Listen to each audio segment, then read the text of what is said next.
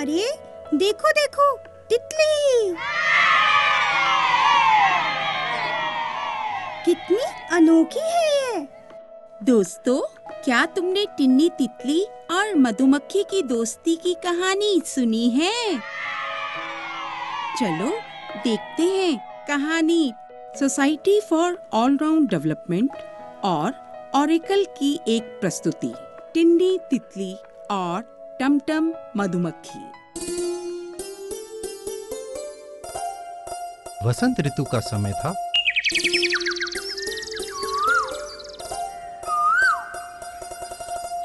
वातावरण ऐसा लग रहा था जैसे किसी चित्रकार ने प्रकृति के सभी रंग एक साथ बिखेर दिए हों। मेहर के बाग में पक्षी चहचहा रहे थे।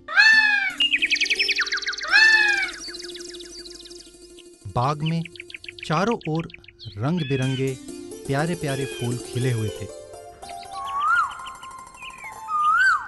उन फूलों पर तरह तरह के कीट पतंगे आकर उनका रस पी रहे थे। उन्हीं कीट पतंगों में से एक टिन्नी तितली थी, जो अन्य तितलियों से सबसे अनोखी थी।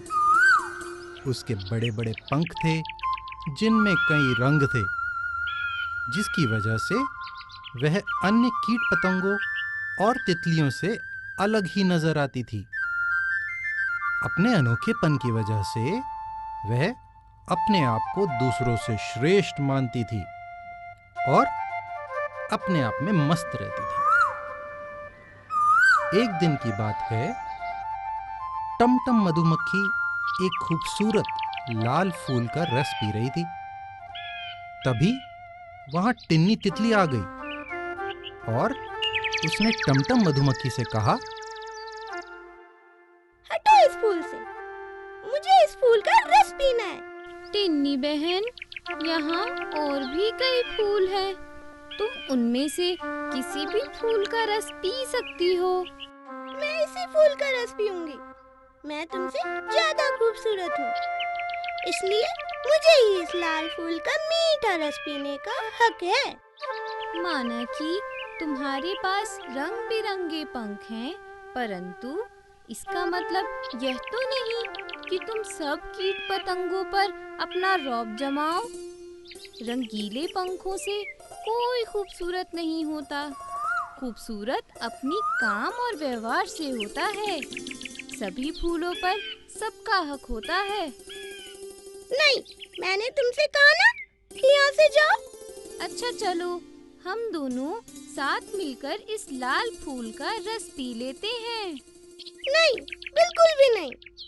इस लाल फूल के मीठे रस पर सिर्फ मेरा ही अधिकार है। ठीक है। दूसरे दिन टमटम मधुमक्खी और टिन्नी तितली दोनों अलग अलग फूलों का रस पी रही थी। बगीचे के मालिक के बच्चे बाग में आकर खेलने लगते हैं।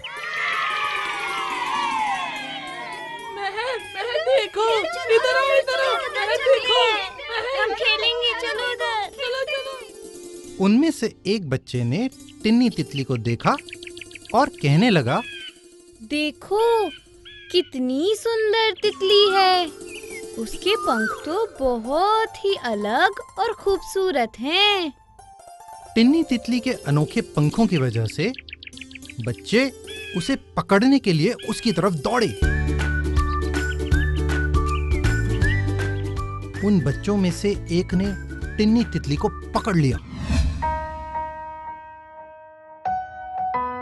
टिन्नी तितली छटपटाने लगी और जोर जोर से चिल्लाने लगी, बचाओ, बचाओ, मुझे दर्द हो रहा है। टिन्नी तितली की आवाज सुनकर टमटम मधुमक्खी उड़ते हुए वहां आई।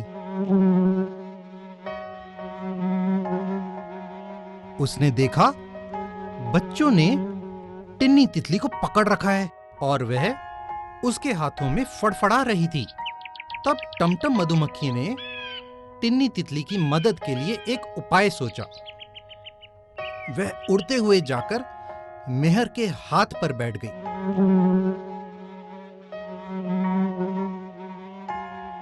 ताकि मेहर डर के मारे टिन्नी तितली को छोड़ दे। हुआ भी ऐसा ही। मेहर ने टमटम मधुमक्खी के काटने के डर से अपने हाथों को पीछे खींच लिया, जिससे टिन्नी तितली उसके हाथों से छूटकर उड़ गई। टिन्नी तितली को अपने व्यवहार पर बहुत पछतावा था। वह उड़ते हुए टमटम मधुमक्खी के पास पहुंची और उससे बोलती है, टमटम मधुमक्खी, मुझे माफ कर दो। मैं अपने गलत व्यवहार के लिए बहुत शर्मिंदा हूँ। मुझे समझ आ गया है कि खूबसूरती काम और व्यवहार में होती है, रूप या आकार में नहीं। टिन्नी बहन, कोई बात नहीं।